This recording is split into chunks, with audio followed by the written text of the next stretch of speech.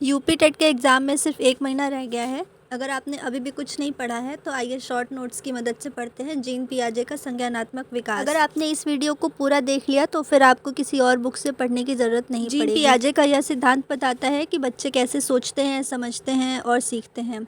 Gene पियाजे एक Swiss मनोवैज्ञानिक थे। उन्होंने बच्चों की सोच और बुद्धि के विकास पर शोध किया था। उनका मानना था कि बच्चे छोटे वयस्क नहीं होते बल्कि वे अपनी समझ धीरे धीरे विकसित करते हैं। जीन पियाजे के अनुसार संज्ञानात्मक विकास का मतलब है सोचना, समझना, याद रखना, समस्या को हल करना या निर्णय लेना। उन्होंने सीखने की प्रक्रिया को मुख्यतः 4 भागों में बांटा है।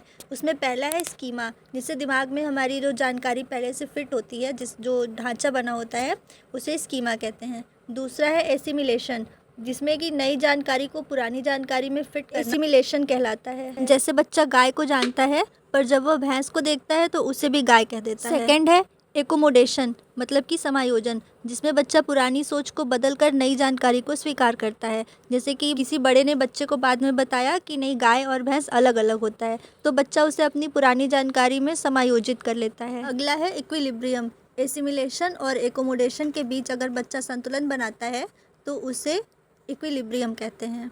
जीन पियाजे ने बच्चों के विकास के 4 चरण बताए हैं। इसमें सबसे पहला है सेंसरी मोटर स्टेज, मतलब कि संवेदी प्रेरक अवस्था। इसमें बच्चे के 0 से 2 वर्ष तक की अवस्था का वर्णन किया गया है। इस अवस्था में उन्होंने बताया है कि बच्चा इंद्रियों और गतिविधियों के माध्यम से सीखता है, जैसे चीज़ों को छू कर, देख कर या पकड़ कर, टच कर समझता है। इस अवस्था में ऑब्जेक्ट परमानेंस की स्थिति विकसित हो जाती है।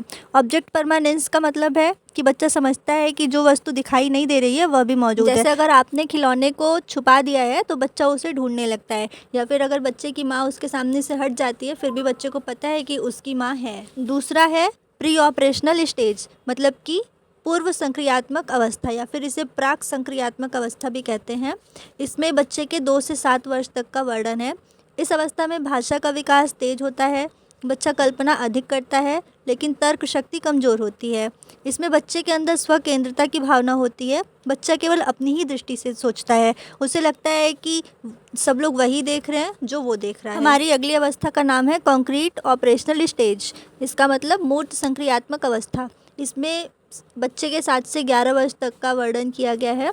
इस अवस्था में बच्चा तार्किक सोच विकसित कर लेता है, वास्तविक वस्तुओं को समझने लगता है। मतलब कि अगर वस्तु उसके सामने नहीं है फिर भी वो सोचने लगता है कि ये वस्तु हो सकती है। इस अवस्था में कंजर्वेशन की समझ आ जाती है। इसका मतलब उसे लगता है कि मात्रा नहीं बदलती है, भले आकार बदल जाए। जैसे एक गिलास पानी है और उसे दूसरे पतले गिलास में अगर डाल दिया जाएगा तो बच्चे को पता है कि मात्रा नहीं बदली है, मात्रा एक समान है। अगली अवस्था है फॉर्मल ऑपरेशनल स्टेज, मतलब कि औपचारिक संक्रियात्मक अवस्था। इस अवस्था में 11 वर्ष और उसके ऊपर के बच्चों के बारे में बताया गया है। इस अवस्था में अमूर्त और वैज्ञानिक सोच विकसित होती है। बच्चा कल्पना और तर्क दोनों का उपयोग करता है। इस अवस्था में बच्चा समस्या का समाधान खुद कर सकता है, भविष्य की योजना बनाता है, परिकल्पनात्मक सोच विकसित होती है। बच्चा यह सोचने लगता है कि यदि पृथ्वी पर गुरुत्वाकर्षण न हो तो क्या होगा। पियाजे की थ्योरी की कुछ मनोवैज्ञानिकों के अनुसार आलोचनाएं भी की गई हैं।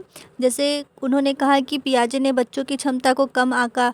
कुछ ने कहा कि सभी बच्चे समान गति से विकास नहीं करते। कुछ मनोवैज्ञानिकों ने कहा कि उन्होंने सामाजिक और सांस्कृतिक प्रभावों को कम महत्व दिया। जिन पियाजे ने बताया कि बच्चे धीरे धीरे चरणों में सोचने की क्षमता विकसित करते हैं। फ्रेंड्स, अगर आपको मेरी वीडियो अच्छी लगी हो तो मेरे चैनल को लाइक, शेयर और सब्सक्राइब ज़रूर करें, और आगे आपको किस टॉपिक पर वीडियो चाहिए वो भी मुझे कमेंट में ज़रूर बताएं।